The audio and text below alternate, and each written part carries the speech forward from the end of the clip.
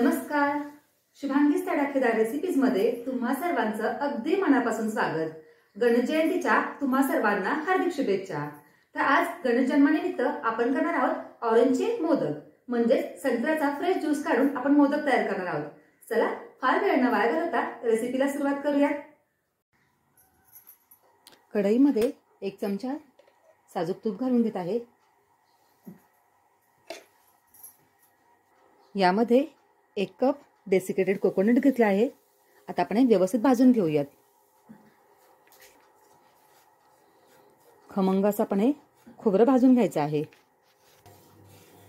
मंद गॅसवर आपण खोबरं भाजायचं आहे. गॅसची फ्लेम हाय करायची नाहीये, नाहीतर खोबरं करपून जाईल. खोबरे हे आपले कलर न चेंज करता खमंग असं भाजून घेतलेले आहेत. त्याचा छान असा वास सुटलेला आहे. आता आपण याला साईडला काढून घेऊयात. आता इथे फ्रेश ऑरेंज ज्यूस घेतलेला आहे. संत्र्याचा ज्यूस हा मी काढून घेतलेला आहे. ज्यूसला हलकीशी उकळी आली की यामध्ये अर्धा कप साखर घालून घेत आहे. साखरेचं प्रमाण हे तुम्ही कमी जास्त करू शकता. ऑरेंज हे आंबट किती आहेत यावरती तुम्ही साखर कमी जास्त घालू शकता. मी इथे अर्धी वाटी घेतलेली आहे. तर व्यवस्थित यामध्ये मिक्स करून घ्यायचे आहे. साखर मेल्ट होत आहेत तोपर्यंत आपण यामध्ये कलर घालून घेऊयात. कलर हा अगदी ऑप्शनल आहे.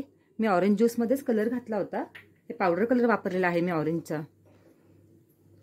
यामुळे आपली मिठाई मोदक हे दिसायला खूप छान दिसतात. आता याला उकळी काढून घेऊयात.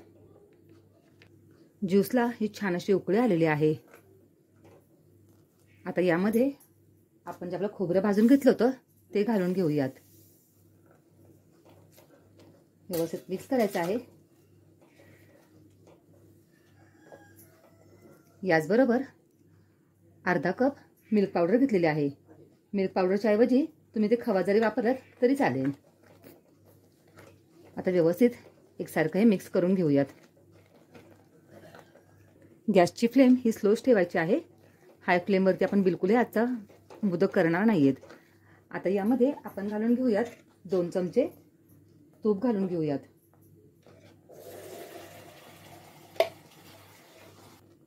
तूप हे व्यवस्थित आता मिक्स करून घेऊयात. मिश्रण हे जसजसे शिजेल तसतसे हे आपले घट्ट होत राहील. यामध्ये आपण आवडीनुसार ड्रायफ्रूट घालून घेऊयात. मी इथे बदामाचे काप घेतलेले आहेत. तुम्ही तुमच्या आवडीनुसार कोणतेही ड्रायफ्रूट यामध्ये घालू शकता.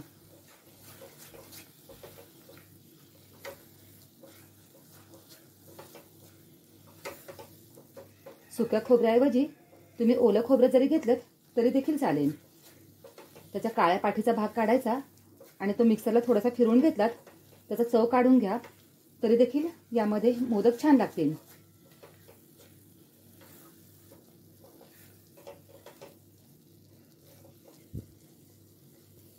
मिश्रण त्यात आपले छान घट्ट झालेले आहे. हे पॅनही सोडू लागलेले आहे. साईडला तूप देखील सुटत आहे. आता आपण हे मिश्रण साईडला ताटामध्ये काढून घेऊयात आणि थोड्या वेळाला थंड करून घेऊयात. मिश्रण हे बऱ्यापैकी थंड झालेले आहे. आता आपण मोदक बनवायला घेऊयात. यासाठी मोदकाचा साचा वापरणार आहेत. हा माझ्याकडे मोठा साचा आहे आणि हा छोटा साचा आहे. तुम्हाला ज्या साईजचे मोदक करायचे आहेत त्या साईज प्रमाणे तुम्ही साचा घेऊ शकता. यावर आपण इथे काही बदामाचे काप घालून घेत आहेत.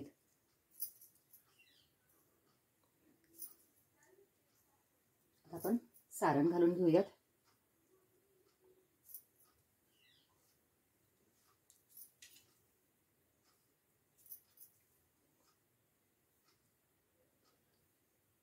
अगदी व्यवस्थित सारण यामध्ये दाबून घ्यायचं आहे.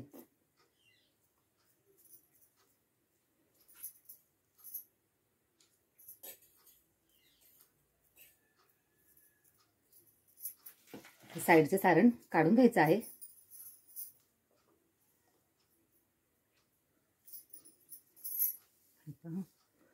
अगदी मोदक हा सहज निघला जातो. या पद्धतीने आता आपण बाकीचे मोदक देखील करून घेणार आहोत. काही मोदक हे मी छोटे देखील करणार आहे. तर सेम यामध्ये बदामाचे काप घालून घेत आहे।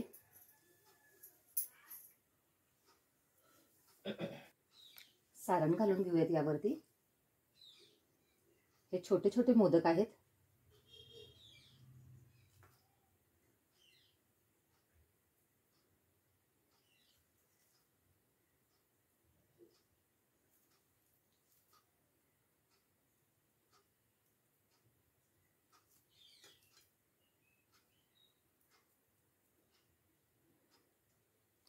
व्यवस्थित प्रेस करून आतपर्यंत हे व्यवस्थित घट्ट असं सारण आपण घालून घेऊयात।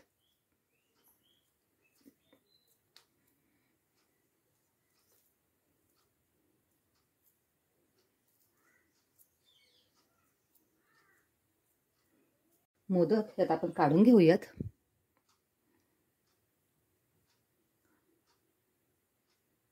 बघा किती छान हे असे आपले मोदक तयार झालेले आहेत।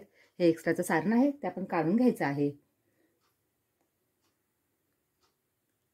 आता आपण सगळे मोदक यातून काढून घेऊयात।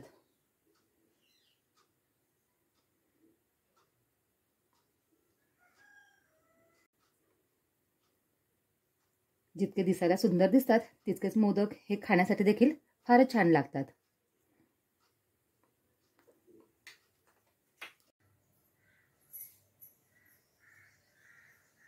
फ्रेश ऑरेंजचे आपण तयार केलेले मोदक हे कसे झालेले आहेत हे कमेंट करून मला नक्की सांगा।